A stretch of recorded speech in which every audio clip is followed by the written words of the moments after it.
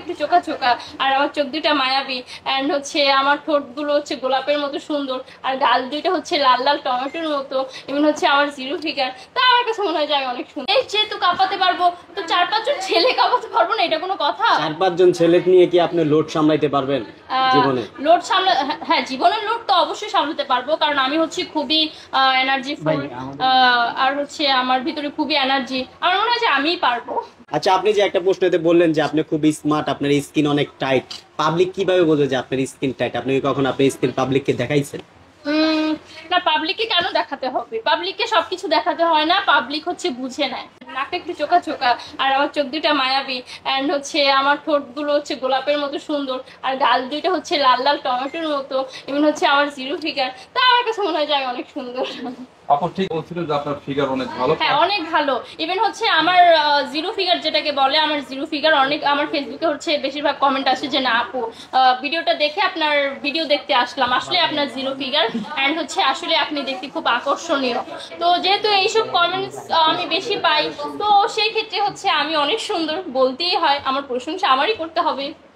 বাংলাদেশে আপনার থেকে জিরো ফিগারের কোনো নায়িকা নাই?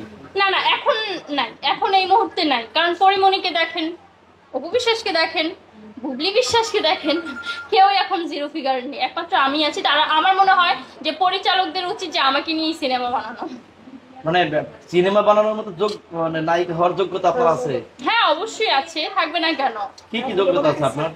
সেটা হচ্ছে কি যে আগে আমাকে একবার চান্স দিতে হবে, একটা, কারণ আমি তো দেখা যায় কি যে এখন মুখে ফটো ফটো করতেছি, বাট মুখে তো ফটো ফটো করলে হবে না, আগে আমাকে একটা সিনেমার চান্স দিতে হবে, তারপর আপনারা হলে গিয়ে আমার মুভি দেখবেন, তারপর বলতে পারবেন, এখন তো কোনো কিছু বলা যায় না। মানে পরিচালকটা তো আগে থেকে আপনাকে বুঝবে না আপনার কি কি যোগ্যতা আছে। হ্যাঁ, এই যোগ্যতাটা তো আগে প্রমাণ করতে হবে পরিচালকের কাছে। যেমন এই যে আমি অনেক সুন্দর, এমন হচ্ছে আমি অনেক ফর্সা, ক্রিম দিয়ে যে ফর্সা হয়েছে এরকম না, খালি একটু মেকআপ করেছি, তো মেকআপ তো সব নায়িকারাই করে, আর মেয়েরা একটু সাজুগুজু করতে পছন্দ করে, সেটা বড় কথা না। আমার নাকটা একটু চোখা চোখা, আর আমার চোখ দুটা মায়াবী, অ্যান্ড হচ্ছে আমার ঠোঁটগুলো হচ্ছে গোলাপের মতো সুন্দর, আর গাল দুইটা হচ্ছে লাল লাল টমেটোর মতো, এমন হচ্ছে আমার জিরো ফিগার। তা আমার কাছে মনে হয় যে আমি অনেক সুন্দর, আমার কাছে মনে হয় যে আমি অনেক সুন্দর।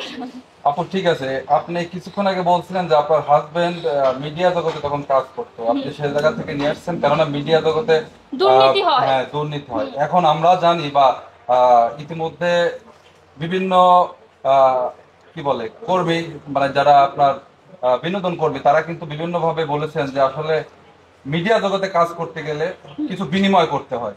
সেক্ষেত্রে আপনি যদি সিনেমা করতে যান, ঠিক ওই জায়গাটায় যদি আপনার সাথে বিনিময়ের একটা ব্যাপার আসে, সেক্ষেত্রে আপনি কি করবেন? আমার বিনিময় লাগে না, কারণ আমাকে দেখলে এমনি সবাই থ হয়ে পড়ে থাকে, আমাকে দেখলেই সিনেমায় চান্স দিয়ে দিবে, আমার সাথে আবার কিসের বিনিময়? আমাকে একটু বোনের চোখে দেখবে, বোনের চোখে দেখে হচ্ছে আমাকে সিনেমায় চান্স দিয়ে দিবে, তাহলেই তো হয়ে গেল। এখন আপনার ওই যে টাঙ্কির ছিদ্র কি বন্ধ হয়েছে?